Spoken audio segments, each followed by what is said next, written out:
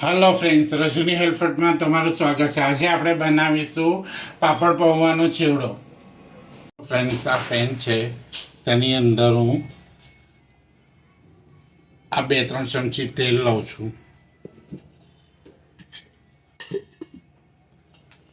હવે તેની અંદર આ 4 ચમચી દાણા છે, સિંગ દાણા, તે અંદર એડ કરું છું. આ 4 ચમચી ડાળિયા છે, તે પણ હું અંદર એડ કરું છું. અને આ 3 ચમચી કોપરાની કતરણ છે, તે પણ અંદર હું એડ કરું છું. ને આને બધું હું તેલમાં રોસ્ટ કરી લઈશ. આપણે આને 5 મિનિટ માટે સાતળવાનું છે, બરાબર.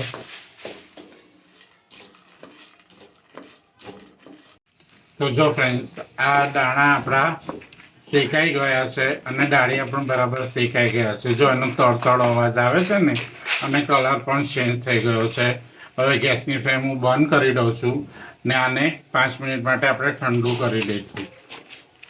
તો જો ફ્રેન્ડ્સ, આ પેન છે, હવે તેની અંદર હું આ 2 ચમચી તેલ લઉં છું.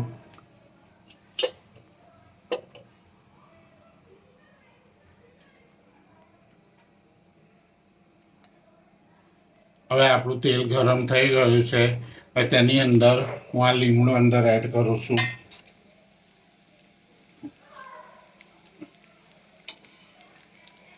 અને આ લીમડાને 2 મિનિટ હું સાતળી લઈશ.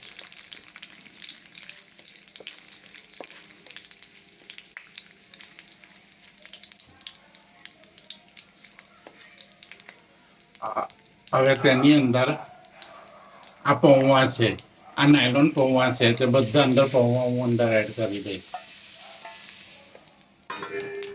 તો જો ફ્રેન્ડ્સ, આ પૌવા છે ને, જો આ નાયલોન એકદમ પતલા પૌવા આવે ને, તે પૌવા છે. આ પૌવા હું અંદર એડ કરી દઈશ. હવે તેની અંદર આ 1 ચમચી મીઠું,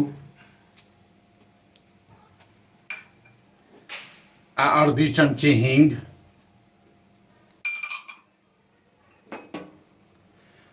આ 1 ચમચી સંચળ,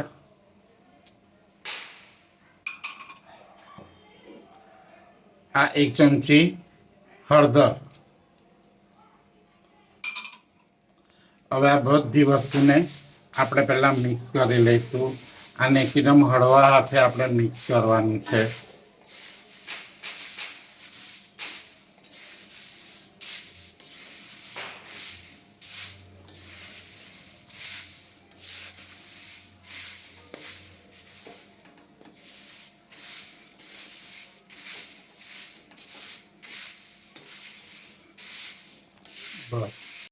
તો જો ફ્રેન્ડ્સ, આ પૌવાની અંદર આપણા બધા મસાલા બરાબર મિક્સ થઈ ગયા છે. હવે તેની અંદર જે આપણે દાણા, ડાળિયા અને કોપરાનું છીણ જે આપણે રોસ્ટ કરેલા, તે અંદર બધું બરાબર એડ કરી દઈશું.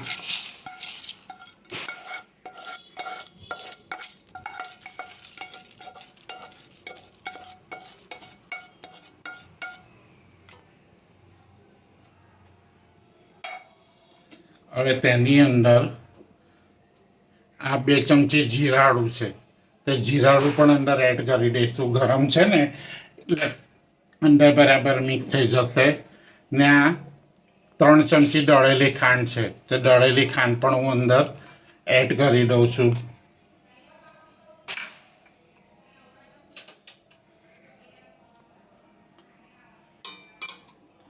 અને આને બધું બરાબર હળવા હાથે મિક્સ કરી લઈશ પૌવામાં.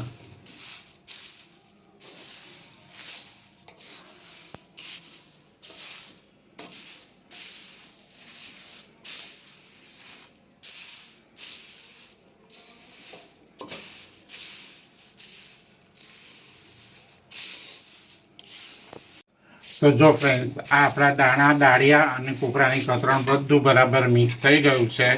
હવે તેની અંદર આ મેં શેકેલા પાપડ છે, તમે કોઈ પણ પાપડ લઈ શકો. તો હવે આ પાપડ છે ને, તેને એક એક કરી અને હું આમ તોડી દઈશ.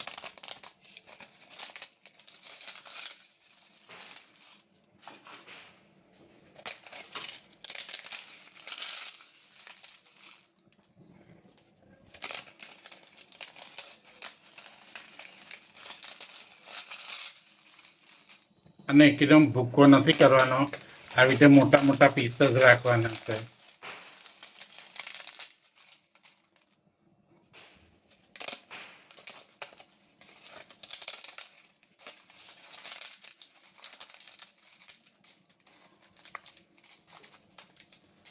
અને આને પણ પાપડને આપણે મિક્સ કરી લઈશું, જેથી આપણો પાપડ પૌવાનો ચેવડો ઘરે સરસ રીતે બની જાય.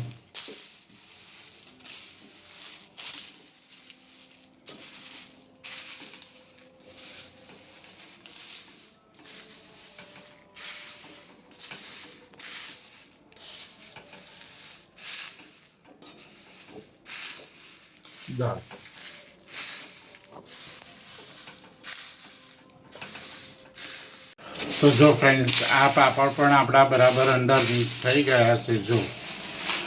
જો ફ્રેન્ડ્સ, આ આપણો પાપડ પૌવાનો ચેવડો સરસ રીતે બની ગયો છે. તો તમે પણ તમારા ફેમિલી સાથે બનાવો, ખાઓ અને એન્જોય કરો. તમને મારી આ પાપડ પૌવાની રેસિપી કેવી લાગી તે કોમેન્ટ બોક્સમાં જણાવજો. અને તમે મારી ચેનલ રદ્દી હેલ્ધી ફ્રૂટને લાઇક નહીં કર્યું હોય તો તમે મારી ચેનલને લાઇક કરજો, સબસ્ક્રાઈબ કરજો અને બેલ આઇકન દબાવજો, જેમથી મારી હરેક નવી રેસિપી તમને મળતી રહેશે. તો જો ફ્રેન્ડ્સ, આ પાપડ પૌવાનો ચેવડો જો એનો લુક જો કેટલો સરસ આવ્યો છે.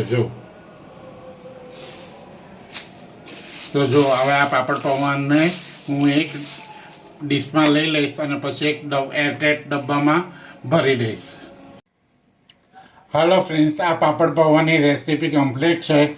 તો આવી રીતે અવનવી રેસીપી જોવા માટે તમે મારી ચેનલ રદ્દી હેલ્ધી ફૂડને લાઇક કરજો, સબસ્ક્રાઈબ કરજો અને બેલ આઇકન દબાવજો, જેનાથી તમને મારી હરેક નવી રેસીપી મળતી રહેશે. Thank you friends.